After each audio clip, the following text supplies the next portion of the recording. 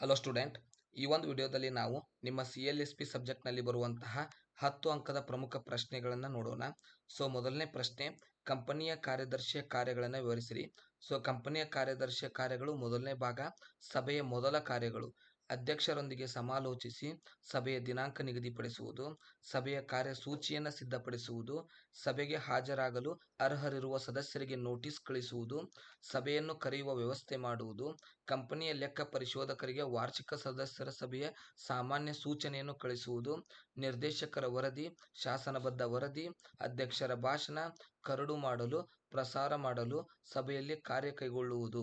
ಇನ್ನು ಸಭೆಯಲ್ಲಿ ನಡೆಯುವಂಥ ಸಭೆಯಲ್ಲಿ ಕಾರ್ಯದರ್ಶಿಯ ಕಾರ್ಯಗಳು: ಅಲ್ಲಿ ಬಂದಂಥವರ ಹಾಜರಾತಿಗಳನ್ನು ಪಡೆದುಕೊಳ್ಳುವುದು, ಗೌರವ ಸದಸ್ಯರಿಗೆ ಸಂಬಂಧಿಸಿದ ಪತ್ರಿಕೆಗಳು ಮತ್ತು ದಾಖಲೆಗಳನ್ನು ಒದಗಿಸುವುದು, ಸಭೆಯ ಸೂಚನೆ ಮತ್ತು ಕೊನೆಯ ಸಭೆಯ ನಿಮಿಷಗಳನ್ನು ಓದಿ ಹೇಳುವುದು, ಸಭೆಯಲ್ಲಿ ಲೆಕ್ಕ ಪರಿಶೋಧನಾ ವರದಿ, ನಿರ್ದೇಶಕರ ವರದಿಯನ್ನು ಓದುವುದು, ಸಭೆಯನ್ನು ಸುಗಮವಾಗಿ ನಡೆಸಲು ಅಧ್ಯಕ್ಷರಿಗೆ ಸಹಾಯ ಮಾಡುವುದು, ಸಭೆಯ ವಿಚಾರಣೆಯ ಪಟ್ಟಿಯನ್ನು ತೆಗೆದುಕೊಳ್ಳುವುದು.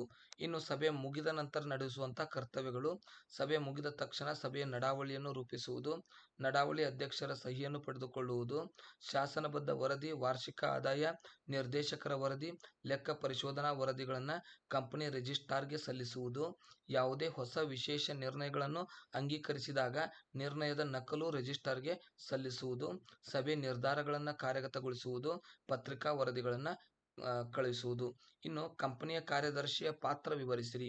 ಶಾಸನಬದ್ಧ ಅಧಿಕಾರಿಯಾಗಿ ದಾಖಲೆಗಳಿಗೆ ಸಹಿ ಹಾಕುವಂತಹ ಪಾತ್ರವನ್ನು ನಡೆಸ್ತಾನೆ.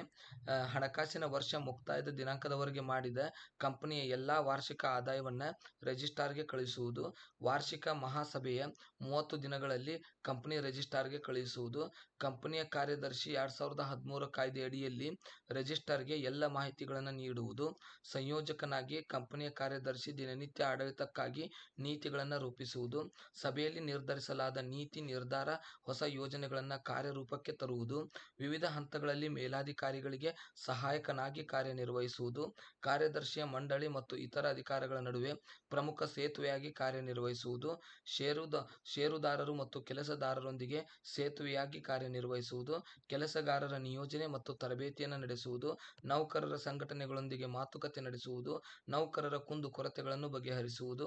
ಆಡಳಿತಾಧಿಕಾರಿಯಾಗಿ ಕಾರ್ಯದರ್ಶಿಯು ಕಂಪನಿಯ ದಕ್ಷ ಆಡಳಿತ ಜವಾಬ್ದಾರಿಯನ್ನು ನಡೆಸುವುದು, ಕಂಪನಿಯ ನಿಯಂತ್ರಣದ ಮೇಲೆ ಮೇಲ್ವಿಚಾರಣೆಯನ್ನು ಮಾಡುವುದು, ಹಣಕಾಸು ಸಿಬ್ಬಂದಿ ಸಂಘಟನೆಗಳನ್ನು ನಿಯಂತ್ರಿಸುವುದು, ಕಂಪನಿ ಆಸ್ತಿಗಳ ಸುರಕ್ಷತೆ ಮತ್ತು ಸರಿಯಾದ ನಿರ್ವಹಣೆ ಮಾಡುವುದು, ದಾಖಲೆಗಳನ್ನು ಸರಿಯಾಗಿ ನೋಡಿಕೊಳ್ಳುವುದು ಮತ್ತು ಅದನ್ನು ರಚಿಸುವುದು, ನೇಮಕಾತಿ ಮಂಡಳಿಗೆ ಅಮೂಲ್ಯವಾದ ಸಲಹೆಗಳನ್ನು ನೀಡುವುದು. ಇದಿಷ್ಟು ಕಂಪನಿ ಕಾರ್ಯದರ್ಶಿಯ ಪಾತ್ರ. ಇನ್ನು ಕಂಪನಿಯ ಕಾರ್ಯದರ್ಶಿಯ ಹಕ್ಕುಗಳೇನು ಅವುಗಳನ್ನು ನೋಡೋಣ. 1. ಕಾನೂನಿನ ಜ್ಞಾನ, 2ನೇದು ವಾಣಿಜ್ಯ ಕಾನೂನಿನ ಜ್ಞಾನ, 3ನೇದು ಅರ್ಥಶಾಸ್ತ್ರದ ಜ್ಞಾನ, 4ನೇದು ಸಾಮಾನ್ಯ ಜ್ಞಾನ, 5ನೇದು ಕಾರ್ಯದರ್ಶಿಗೆ ಇರಬೇಕಾದ ಚತುರತೆಗಳು. ಇದಿಷ್ಟು ಪಾಯಿಂಟ್ಸ್. ಇದು ಒಂದು ಪಾರ್ಟ್. ನಿಮಗೆ ಕಂಪನಿಯ ಕಾರ್ಯದರ್ಶಿಯ ಮೇಲೆ ಒಂದು ಪ್ರಶ್ನೆಯನ್ನು ಕೇಳ್ತಾರೆ. ಮುಂದಿನ ವಿಡಿಯೋದಲ್ಲಿ ಮತ್ತೆ ಸಿಗೋಣ. ಧನ್ಯವಾದಗಳು.